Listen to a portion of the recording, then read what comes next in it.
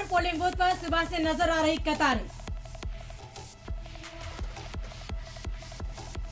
विकास जारी रखने के लिए नीतीश ने वोटिंग की अपील। तेजस्वी ने बदलाव के लिए बूथ पर पहुंचने का दिया संदेश।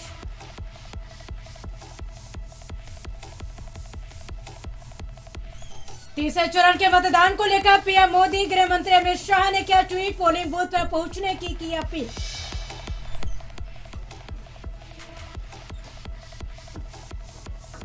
कटिहार में रोड नहीं होने से नाराज जनता ने किया वोट बहिष्कार। वोट बहिष्कार से कदम विधानसभा की बूथ संख्या 232 पर अब तक नहीं पड़े हैं वोट। राजधानी पटना के कंट्रोल रूम में कशिश न्यूज की हर खबर पर है चुनाव आयोग की नजर। खबर पर आयोग ने लिया संज्ञान।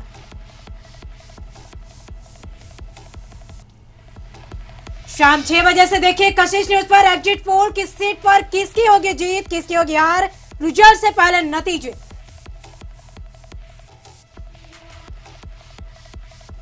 और बिहार में ठंड ने दी दस्तक। राजधानी पटना के साथ ही सुबह में पिछले 24 घंटे में गिरा 2 डिग्री टेम्परेचर। पछुआ हवा ने बिगाड़े हालात।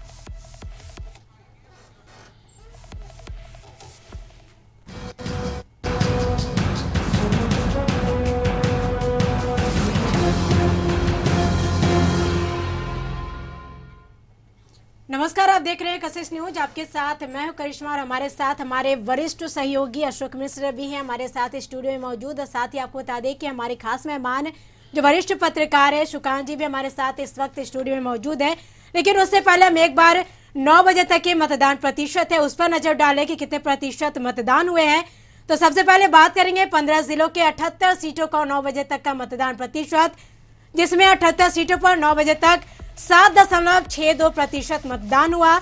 9 बजे तक सबसे ज्यादा अररिया में वोट पड़े हैं, 10.67% वोट पड़े हैं। सुबह 9 बजे तक पश्चिमी चंपारण 2.7% मतदान हुआ है। वहीं अररिया में 10.67% मतदान हुआ। दरभंगा में 6.09% हुआ है। कटिहार में 5.36% मतदान हुआ।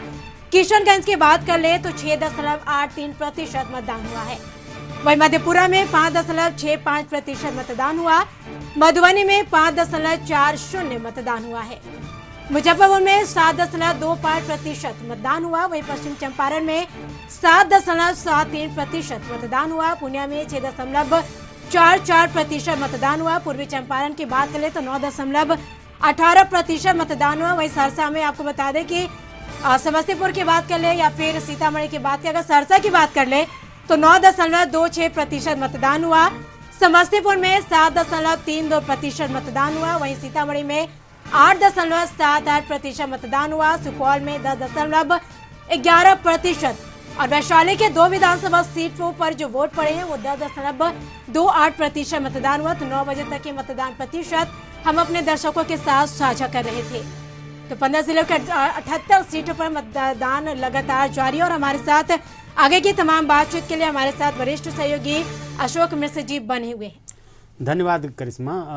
सबसे बड़ी बात है कि दूसरे चरण का मतदान शुरू हो गया, तीसरे चरण का मतदान शुरू हो गया और ये अंतिम चरण है और लगभग 3 घंटे से ज़्यादा मतदान के बीच चुके हैं। सुकांत जी, जो ये 15 ज़िले हैं जहां 78 सीटों पर मतदान है, कोसी है, सीमांचल है, तिरहुत है और दरभंगा है, ये चारों जो कमिश्नरी हैं वो काफ़ी महत्वपूर्ण हैं इस मिजाज से कि इसमें कई ज़िले ऐसे हैं जिसमें गठबंधन के जो बड़ी पार्टियां हैं उसका खाता भी पिछले चुनाव में नहीं खुला।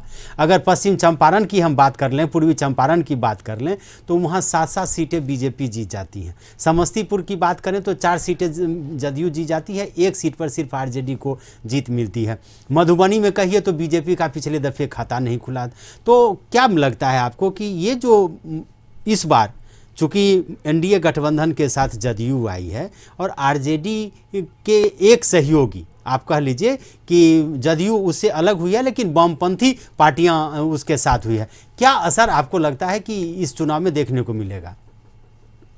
नहीं, असर तो दिख रहा है। असर दिख रहा है ये कि संघर्ष कांटे की है। वैसे यह बात भी सही है कि पिछले कई चुनावों से हमें देख रहे हैं कि बिहार के मतदाता जिसको देते हैं छप्पड़ फाड़ के देते हैं। एक ही साथ आप देखेंगे कि 1995 के विधानसभा चुनाव में जिस ढंग से लालू प्रसाद जी के पक्ष में मतदाता वोट डाल रहे थे, उस ट्रेंड की पुनरावृत्ति हुई 2010 में। 2010 से ये जारी है कि जिसको मतलब जनता दल यू को या एनडीए को उनका वोट बहुत अधिक मिल मतलब रहा जिसके साथ नीतीश कुमार गए हों। हाँ, उनका वोट बहुत मिल रहा है, उनको बहुत मिल रहा। तो वो स्थिति इस बार वैसी स्थिति जनता दल यू की या एनडीए की नहीं है, एक तरफा वोट पड़ जाए, बूथ को देखने से ऐसा लगता है अभी तक। तो इसीलिए जो विश्लेषक कुछ आकलन अंतिम तौर पर नहीं कर पा रहे हैं कि क्या होगा। संघर्ष अभी मुझको लगता है कि बहुत, जिसको अंग्रेजी में शब्द कहते हैं कीन कंटेस्ट है, बहुत कांटे की टक्कर चल रही है। और यह कारण यही है कि दलों का जो समीकरण है वो बदला है, यह एक बड़ा कारण है। दूसरी बात यह है क्या कि इस बार जाति और धर्म यह मसला हालांकि बहुत उठाया गया है, बहुत तरह से उठाया गया, और हर किसी ने उठाया, हर पार्टी ने उठाया और हर स्तर के लोगों ने उठाया, प्रधानमंत्री से लेके छोटे नेता सब ने उठाया, इसको अपने अपने ढंग से पेश किया। तो उसका उतना असर अभी भी नहीं पड़ रहा, मुद्दों पर जा रहा। विकास वर्सेस रोजगार पर चुनाव बट गया। मतलब ज़मीनी हकीकत जो पहले हुआ करती थी उसमें अब बदलाव दिख रहा है। पिछले दफ़े अगर 2005 के बाद के चुनाव की बात हम करें तो नीतीश कुमार जिसके साथ जाते थे तो कहा जाता था कि वोट का परसेंटेज इतना अधिक बढ़ जाता था कि उस गठबंधन की जीत सुनिश्चित हो जाती थी। लेकिन इस बार नज़ारा बदला हुआ है। अगर आप बात करें 2015 में तो नीतीश और लालू जी जो ही मिले तो वोट का परसेंटेज काफ़ी बढ़ गया। 2010 की जो आपने चर्चा की, उस समय बीजेपी के साथ नीतीश थे तो बहुत बड़ा बदलाव देखने को मिला, 2/3 बहुमत मिल गया और मात्र 22 सीटों पर आरजेडी सिमट के आ गए। लेकिन इस बार क्या लग रहा है कि नीतीश का जो वोट बैंक है उस वोट बैंक में कहीं न कहीं दरार पड़ी है क्या? क्यों ऐसा लग रहा है कि नीतीश ने जो काम किया है उसके बावजूद भी महागठबंधन के जो नेता हैं तेजस्वी प्रसाद यादव, उन्होंने जिस तरह से रोजगार के मुद्दे को उछाला, कहीं न कहीं नीतीश के मतदाता भी भ्रमित हुए हैं क्या?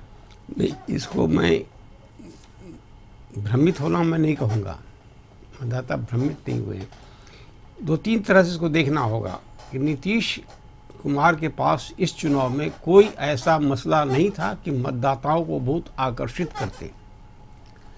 2005 में उनको लालू प्रसाद राबड़ी देवी के शासन की शैली के खिलाफ मत मिला था। 2005 के नवंबर का चुनाव जो था उसमें एक दूत मतदाताओं ने वोट किया था। मतदाताओं को लगा था कि एक साथ किसी एक को आगे करना चाहिए, इसलिए 2005 की फरवरी 5 के फरवरी में जो चुनाव हुए थे उस चुनाव के परिणाम और 2005 के नवंबर के चुनाव के परिणाम में बहुत फ़र्क है। उसकी शैली, मतदान शैली में फ़र्क पड़ा है। तो 2005 से लेके 10 के बीच नीतीश कुमार का एक पॉजिटिव वोट था कि उन्होंने कुछ काम किए थे, सड़कें बन रही थी, एक हवा चल रही थी कि काम हो रहा है राज्य में।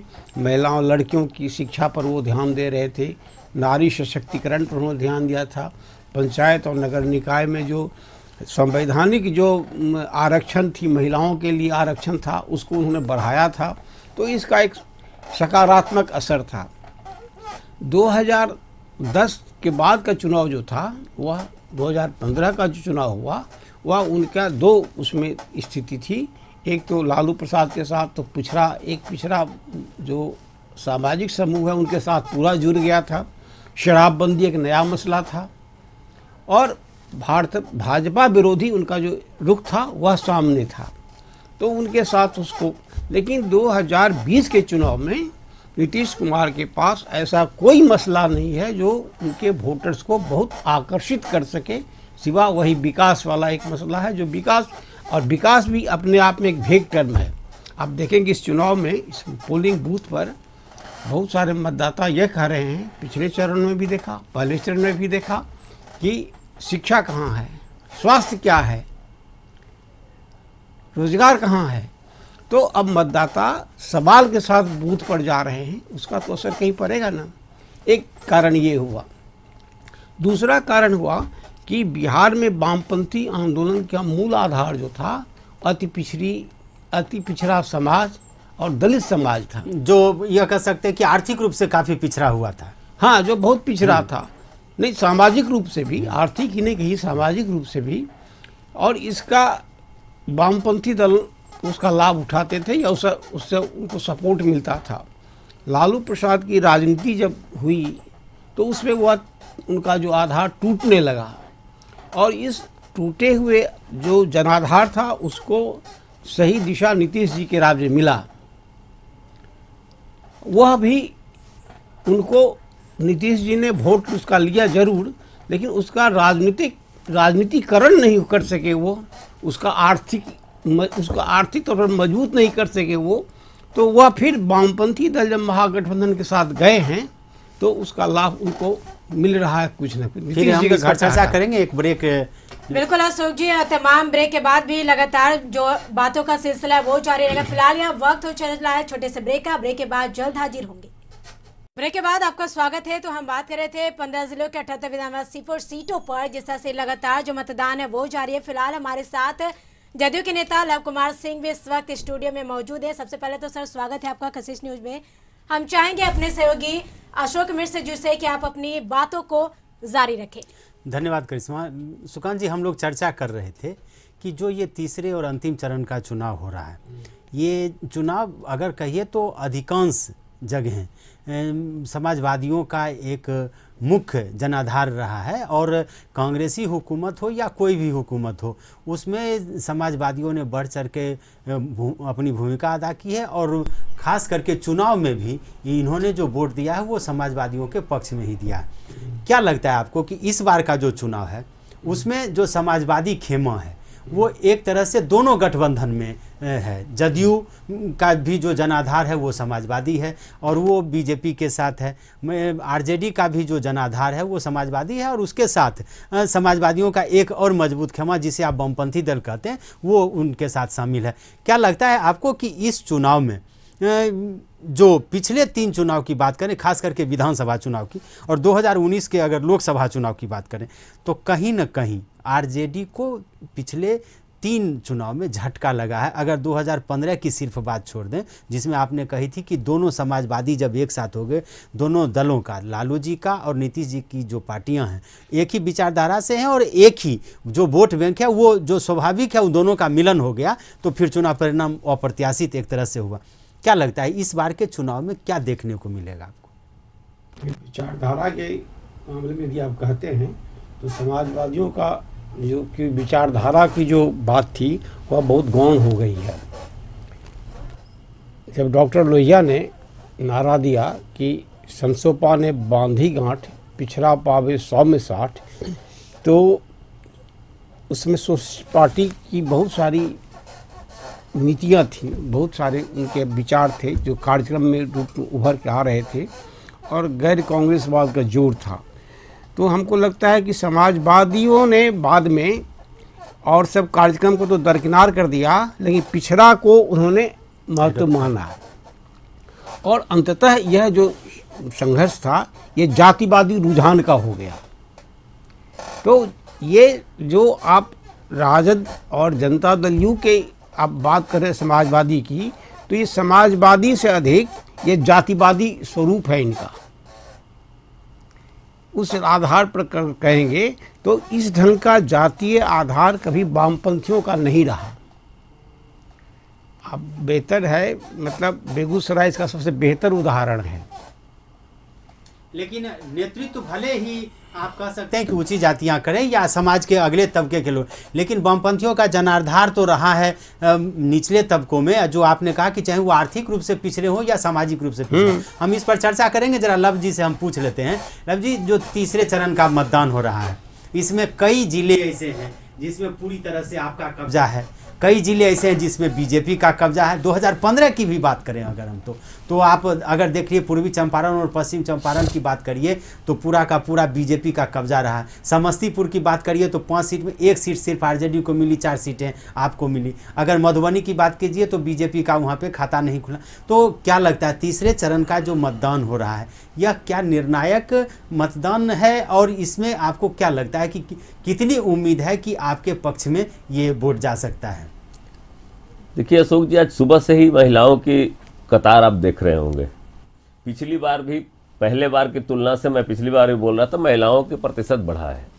ये हमारे लिए बहुत सी उत्साहवर्धक है और ये तीसरा फेज बिल्कुल हमारे पक्ष में जाएगा, इस बात को आप तय मान लीजिए, क्योंकि सभी समाज और सभी तबकों के लिए काम किया है नीतीश कुमार ने। नीतीश कुमार ने किसी भी तबका को छाटा नहीं है, सबका काम किया है, चाहे वो अल्पसंख्यक हो, बहुसंख्यक हो, अति पिछड़ा हो, महादलित हो, सबके लिए काम किया है।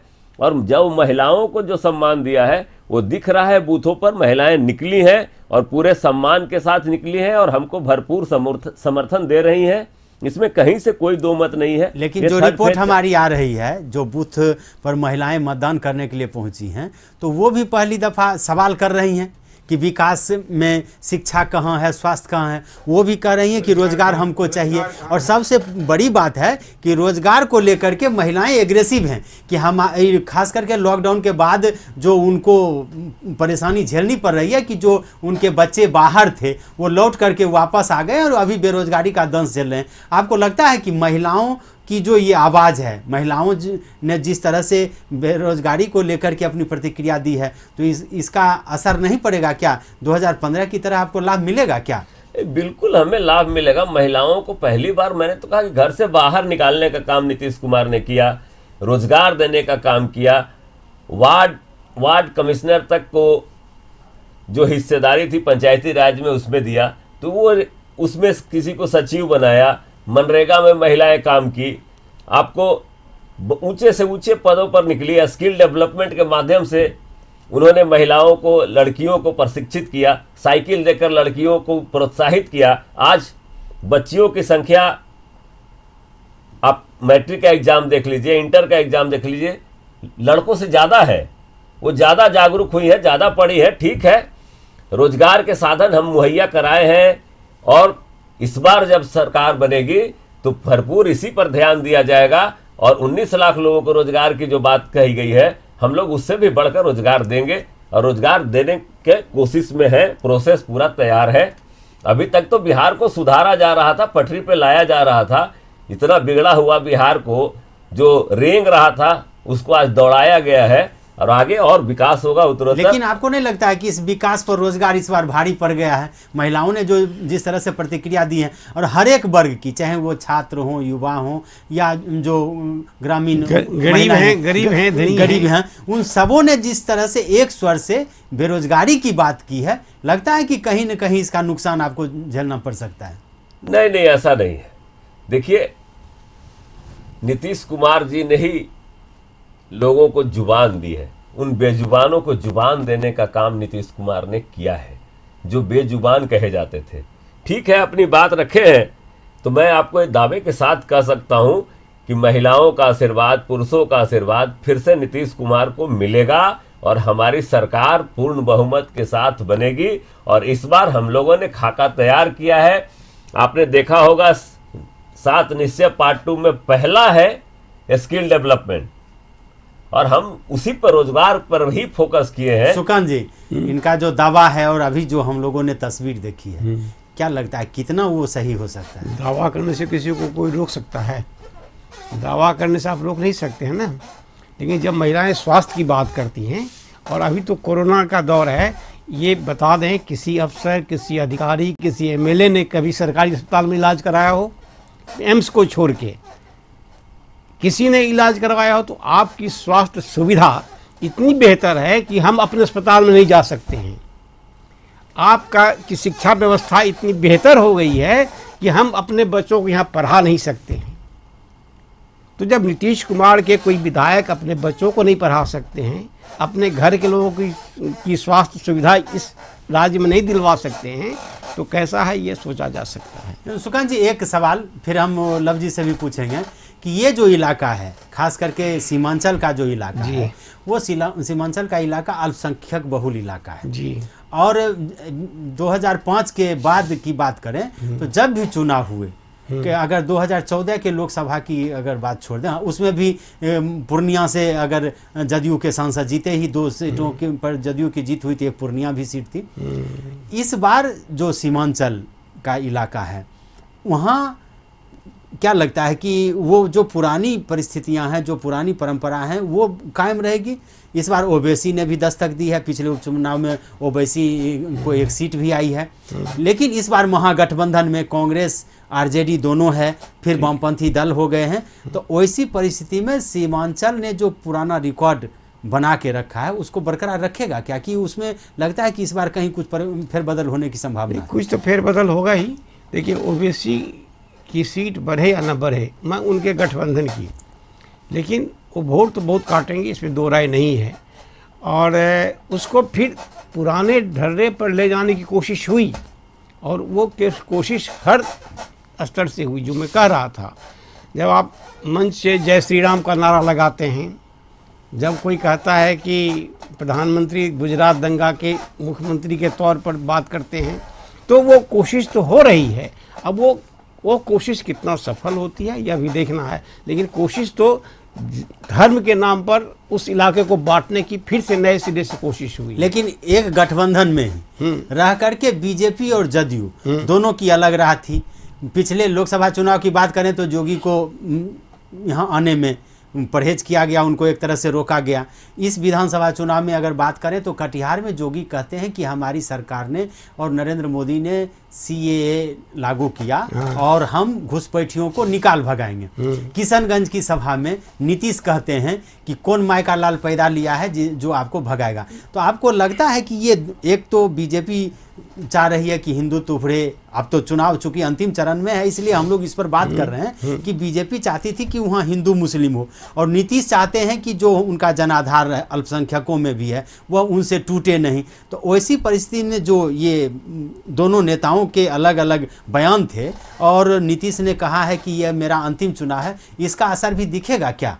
किस चीज़ का असर? अंतिम चुनाव का या इसका? पहले तो जो अल्पसंख्यक और बहुसंख्यक की बात, देखिए उसमें हम कहेंगे कि नीतीश जी निश्चित रूप से इस मामले में कमज़ोर हुए हैं। एक ज़माने में जब नरेंद्र मोदी को बिहार में चुनाव प्रचार से रोकने के वो सबसे बड़े उपकरण बने हुए थे, उन्होंने रोक दिया था, नरेंद्र मोदी नहीं आ रहे थे। और जब उनका एनडीए का पहला जो दौर था बिहार में, उस दौर में नरेंद्र मोदी को वो बिहार में नहीं आने दिया उन्होंने चुनाव प्रचार में। नरेंद्र मोदी बिहार में तब चुनाव प्रचार में आए जब नीतीश कुमार जी भारतीय जनता पार्टी से अलग हो गए। उसके बाद से नीतीश कुमार, ये नरेंद्र मोदी बराबर आ रहे हैं बिहार में। और अब नीतीश कुमार जी नरेंद्र मोदी के साथ मंच ही नहीं साझा कर रहे हैं, बल्कि उनके नाम पर वोट भी मांग रहे हैं कि हमको वोट दीजिए तो मोदी जी मजबूत होंगे। तो योगी आदित्यनाथ का आना भी नीतीश जी की असहमति रही होगी, मुझको ऐसा नहीं लगता है। उनकी सहमति से ही योगी जी आए हैं। तो दोनों की अपनी अपनी राजनीति है, नीतीश जी की भी और योगी आदित्यनाथ की भी। हाँ, अगर ये बात नहीं होती तो क्यों सीए पर जनता दल यू हाउस में सपोर्ट करती है, लोकसभा में बाहर विरोध करती है। एनआरसी पर जनता दल यू बाहर विरोध करता है और सदन में सपोर्ट करता है। क्या कारण है? लव जी, इसको लेकर के सीमांचल में जो हम लोगों को खबरें आ रही है कि अल्पसंख्यकों में आक्रोश है कि नीतीश जी से लोगों की अपेक्षा थी कि सीए या एनआरसी पर वो सरकार का समर्थन नहीं देंगे, लेकिन इस बार उन्होंने दे दिया है। और ख़ास करके योगी का जो बयान है और फिर उसके पलट नीतीश जी का जो बयान है, लगता है कि इससे कुछ लाभ मिलेगा आप लोगों को वहाँ पे? देखिए, हम काम के आधार पर वोट मांग रहे हैं। हमने अल्पसंख्यकों के लिए काम किया है, हमने मदरसों को सुदृढ़ किया है, हमने कब्रिस्तान की घेराबंदी की है। हम ये बाकी चीज़ें भावनात्मक मुद्दे पे काम वोट मांगने गए नहीं है। वहाँ हमारा काम बोलता है और हम काम के आधार पे वोट मांग रहे हैं। और निश्चित तौर पर पिछली बार भी आपने देखा था, किशनगंज में लोकसभा में भी देखा था आपने कि मेरा उम्मीदवार बहुत ही कम मतों से चुनाव हारा। और बाकी उस सीमांचल में जितनी सीटें थी लोकसभा की, हम लोगों ने जीती है और इस बार भी ऐसा ही होगा। सीमांचल में सारी सीटें हम लोग मजबूती के साथ लड़े हैं और जीतेंगे और हमारी सरकार बनेगी। हम धार्मिक उन्माद और इस पर वोट नहीं मांगते। समता मूलक समरस समाज का निर्माण करने के लिए नीतीश कुमार का उत्थान हुआ है और नीतीश कुमार ने वही किया है।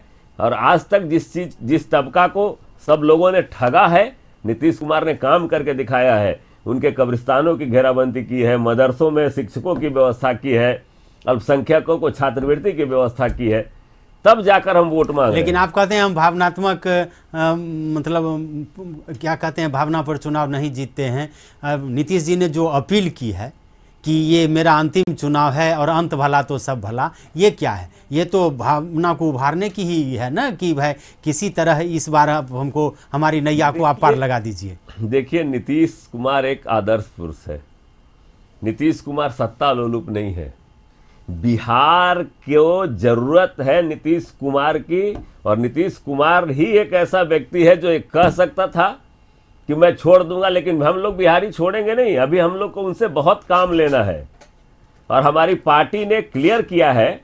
मैं उसके बाद कुछ भी बाकी चीज़ कहने की स्थिति में नहीं हूँ। मेरी पार्टी ने क्लियर कर दिया है और पार्टी ने जो क्लियर किया है वो अलग है। और मैं जो राय रखता हूं कि अभी बिहारियों को नीतीश कुमार की आवश्यकता है, 25 में भी फिर नीतीश कुमार की आवश्यकता पड़ेगी और हम लोग उनको छोड़ेंगे नहीं। सुकांत जी, एक तरफ लव जी कह रहे हैं कि हम भावना को उभार करके वोट नहीं लेते, फिर नीतीश कुमार राष्ट्रीय अध्यक्ष हैं, मुख्यमंत्री हैं, उनकी घोषणा को कहते हैं कि हम लोग मानेंगे नहीं। ये नहीं लगता है कि कहीं न कहीं आप याद कीजिए, आप तो रिपोर्टर हैं, हम तो उस ढंग से रिपोर्टर में अब रहा नहीं।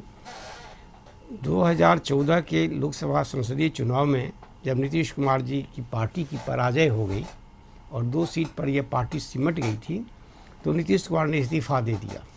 पार्टी कहती रही उनको इस्तीफा मत दीजिए, उन्होंने इस्तीफा दे दिया और फिर उन्होंने अपने उनको पार्टी ने अधिकृत किया कि आप अपना उत्तराधिकारी चुन लीजिए। उन्होंने मांझी जी को चुना। अब फिर पार्टी ने कहा कि मांझी जी को हटाइए, तो नीतीश कुमार हटाने की लड़ाई में कूद पड़े, जबकि उन्होंने कुछ दिन पहले कहा था कि मांझी जी रहेंगे, चुनाव यही कराएंगे विधानसभा का। फिर नीतीश जी ने यह कहा कि मिट्टी में मिल जाऊंगा, भारतीय जनता पार्टी के साथ नहीं जाऊंगा। वहाँ भी गए, पार्टी से पूछ के गए, मुझको नहीं मालूम है। फिर ये तो संघ मुक्त भारत बनाने की बात हुई। उन्होंने कहा किससे पूछ के हुआ हम नहीं जानते, लेकिन संघ युक्त भारत हो गया। तो नीतीश कुमार जी की यह जो अस्थिरता है, अगर कोई मायने रखती है तो ये मायने रखती है। और लव कुमार जी कुछ कहते हैं तो इसका मायने ये है कि नीतीश कुमार जी जो भावना उभार रहे हैं वह बहुत हल्की बात है, वो गंभीरता से उन्होंने बात नहीं की है। और केवल भावना उभार करके चाहते हैं कि कहीं न कहीं मतदाताओं का कुछ वोट अधिक बढ़ जाए, लेने की बात हो जाए। लेकिन एक बात आपको नहीं लगता है कि इनके बावजूद भी, जो बात आपने कही, इसके बावजूद भी नीतीश जी पर भरोसा लोग करते हैं? 2005 की बात आप ले लीजिए। 2005 में जब चुनाव हुए थे, सरकार नहीं बन पाई, तो नीतीश जी ने कहा कि खुट्टा गाड़ करके हम रहेंगे। 2000 में कहा था उन्होंने। जब उसके बाद फिर नहीं, मैं सुधार रहा हूँ। खुट्टा गाड़ के मैं बिहार में रहूँगा, यह बात 1995 नीतीश कुमार जी ने कही थी, जब उनकी समता पार्टी का लगभग सफाया हो गया। पहली बार ही चुनाव लड़ रहा था। समता पार्टी पहली बार समता पार्टी भी नहीं बनी थी।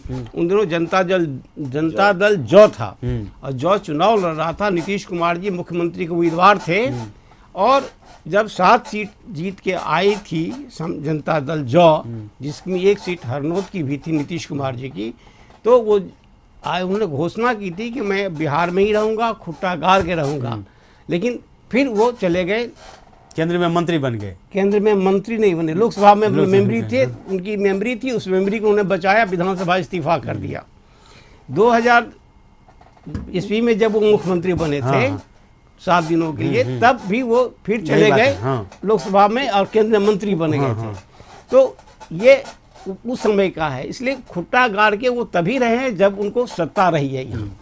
तो लगता है कि इस जो बात आप कह रहे हैं, इन बातों पर जनता का असर पड़ेगा क्या? अब तो चूंकि चुनाव अंतिम चरण में है और अंतिम जो चुनाव है वो नीतीश के जनाधार का ही क्षेत्र है, तो कहीं ना कहीं मतदाताओं में कुछ इस तरह की बात होगी कि नहीं, एक मौका और नीतीश जी को देना चाहिए। गांव घर में होता है ना कि बड़े बुजुर्ग की इच्छाओं को पूरी किया जाता है, इच्छाएं पूरी की जाती हैं बड़े बुजुर्ग की, वो कुछ असर तो होगा ही।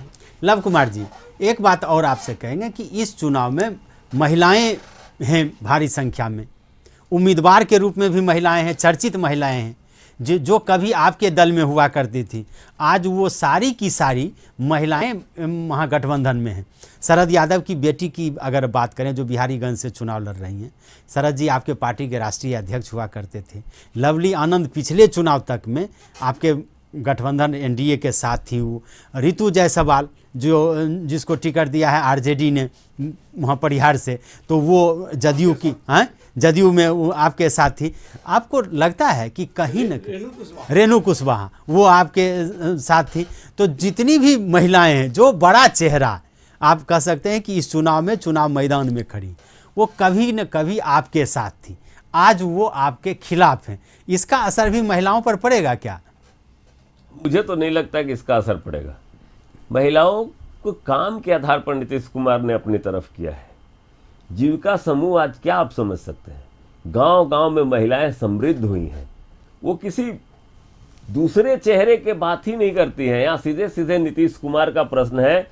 एक तरफ नीतीश कुमार है, नीतीश कुमार का कद इतना ऊंचा है कि उसके बराबर का कोई व्यक्ति इस बिहार में नहीं है। और सिर्फ बिहार में ही नहीं, भारतीय राजनीति को भी नीतीश कुमार की जरूरत है।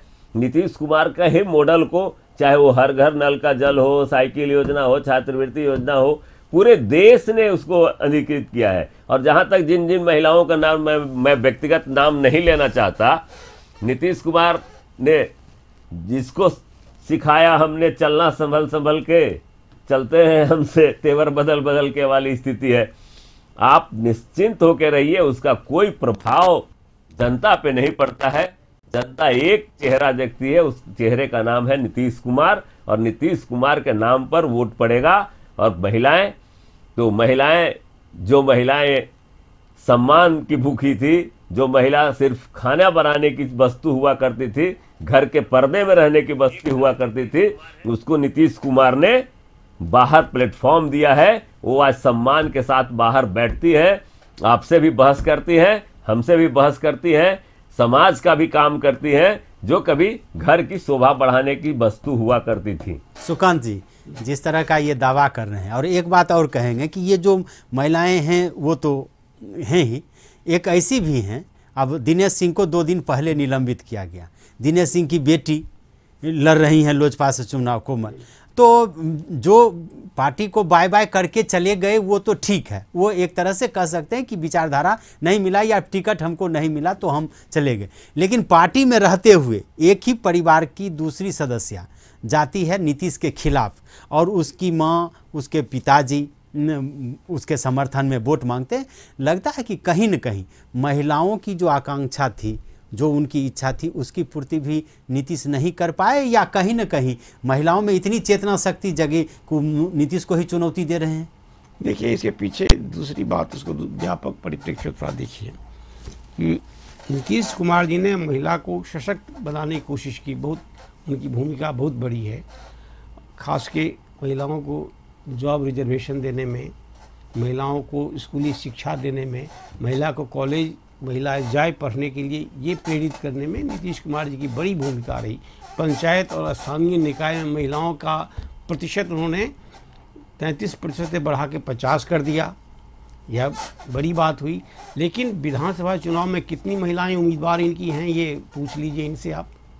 तो नीति निर्णायक जो स्थिति है, उससे महिलाओं की भूमिका किसी भी पार्टी में बहुत कम है। मतलब नीतीश भी हिस्सेदारी नहीं दे पाए। नीतीश जी भी उसमें अपवाद नहीं है, कुछ नहीं। विधानसभा में आप उसको अगर नहीं 50%, 20% देते, आप 30% देते, आपकी मदद से सरकार चल रही है, आप महिला आरक्षण बिल के लिए जोड़ देते, तब ना हम समझते कि महिलाओं की, तो महिलाओं को एक सीमा से आगे आप भी नहीं बढ़ाना चाहते। मतलब राजनीतिक रूप से महिलाएं मजबूत हों, ये आप भी नहीं चाहते। आप वोट तक ही चाहते हैं कि वोट उसका हमको मिले, हम ऐसा कुछ काम करें, उसका वोट हमको मिले, उसके उद्धारक के तौर पर हमारा नाम हो, लेकिन अधिकार उसको उस एक सीमा से बाहर न मिले, यही है। और तब नहीं लगता है कि जिस तरह से महिलाएं खास करके एक बड़ी फौज नीतीश के खिलाफ चुनाव मैदान में है, तो वो महिला मतदाताओं पर अपना असर डालेंगी क्या?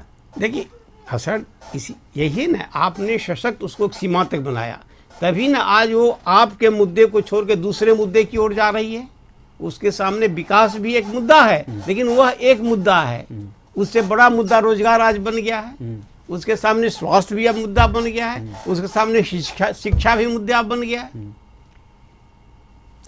इसका मतलब है कि कहीं न कहीं महिलाएं जागरूक हुई हैं। जिस अभियान को इन्होंने शुरुआत की जिसकी, तो जागरूकता महिलाओं में हुई है, और यही वजह है कि अब महिलाएं जो है सो इनके खिलाफ भी चुनाव मैदान में खिलाफ नहीं, वो अपने अधिकार के प्रति सजग हुई है ज्यादा, और अधिकार चाहती है वो अधिकार आप नहीं दे पाए, आप नहीं दे पाए, इसलिए आपके खिलाफ वो मैदान में। एक सवाल और इस चुनाव को लेकर के कि इस जो तीसरे चरण का चुनाव है जी, इसमें कई बड़े दिग्गज चुनाव लड़ रहे हैं, और यह कह सकते हैं कि नीतीश जी की तरह उनकी भी एक तरह से अंतिम पारी है और छवि भी है, और लगातार 7 बार 9 बार वो जीते रहे हैं, तो उनकी भी एक छवि रही है। लेकिन आपको लगता है कि जिस तरह से दोनों गठबंधन के बीच में कांटे का संघर्ष है, तो कहीं जो पिछला रिकॉर्ड रहा है इन नेताओं का, जो ये एक मौका मांग रहे हैं, वो मौका उनको जनता देने के लिए लगता है कि तैयार नहीं हो रही है, या हो सकता है कि उनके जो रिकॉर्ड हैं उस पर ब्रेक लग जाए। आप बात करिए विजेंद्र प्रसाद यादव की, 1990 से लगातार वो चुनाव जीत रहे हैं, लगभग 7 बार, मतलब 5-6 बार तो वो 7वां बार वो चुनाव लड़ रहे हैं। 7 बार अब्दुल बारी सिद्दीकी चुनाव जीत चुके हैं, 1 बार बीच में गैप हुआ, लेकिन लगातार 6 बार वो जीते हैं, 7 बार वो चुनाव जीते, 8वां बार है। रमई राम का 9वां बार चुनाव है, 1 बार पिछले दफे वो हार चुके हैं बोचा से, लेकिन वो लगातार जीत रहे हैं। तो इन नेताओं का, जो एक पुरानी पीढ़ी के नेता हैं, कर्पूरी जी के साथ जिन्होंने काम किया, या फिर लालू जी के साथ काम किया, फिर नीतीश जी के साथ वो लगातार काम कर रहे हैं, और जो चुनावी समीकरण बन रहा है, जो ज़मीनी हकीकत है, वैसी परिस्थिति में जिस तरह कांटे का संघर्ष है, लगता है कि इन नेताओं में से कुछ नेता ऐसे भी हैं जो जिनका कार्यकाल इस बार ही जनता बहुत संभव हो जाए। देखिए उसको थोड़ा व्यापक परिप्रेक्ष्य में आप देखिए कि बिहार की राजनीति में एक ये चुनाव टर्निंग पॉइंट है। टर्निंग पॉइंट इस लिहाज से नीतीश जी के पारी के ख्याल से नहीं, मैं दूसरी बात करूं, अब देखिएगा कि बिहार की राजनीति में संपूर्ण क्रांति के आंदोलनकारियों की पीढ़ी खत्म हो रही है।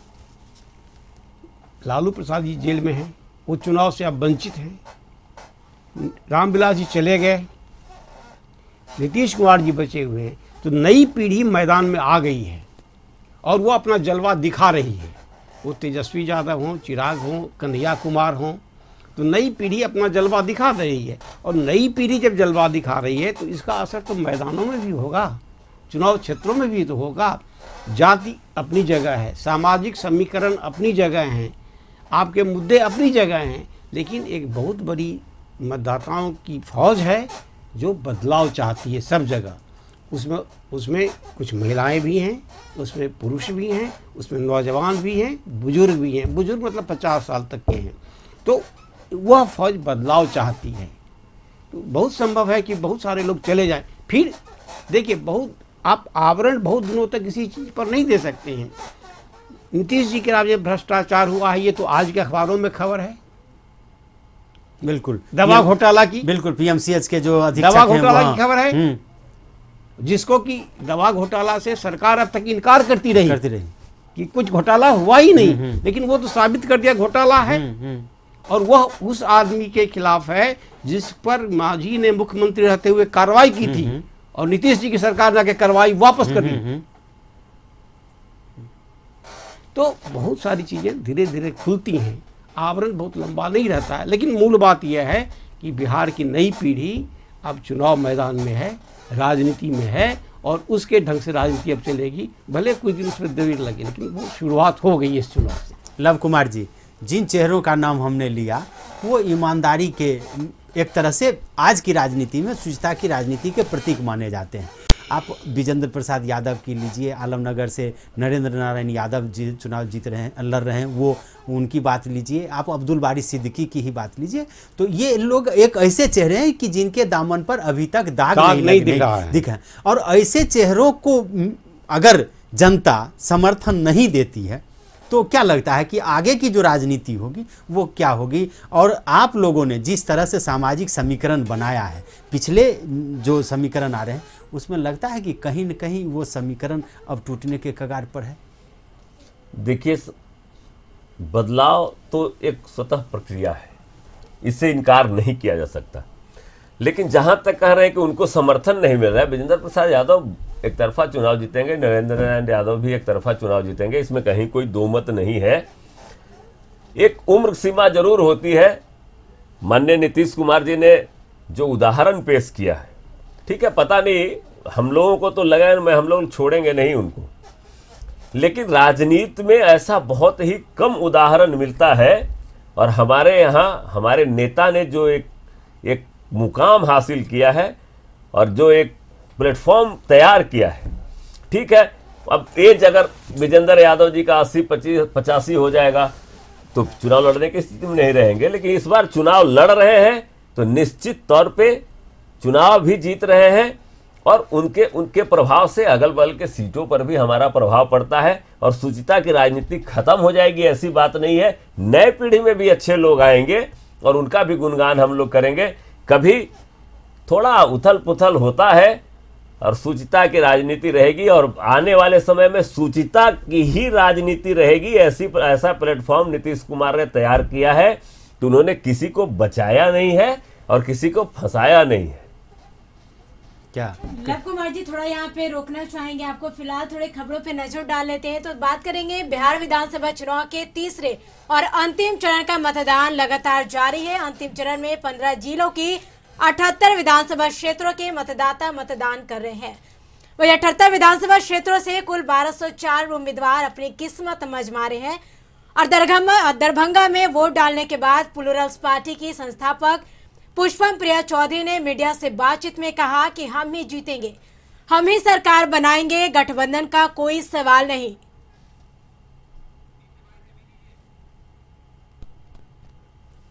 बढ़ने का वक्त है और आगे हम तभी बढ़ेंगे जब नीतीश जी और लालू जी से मुक्ति पाएंगे।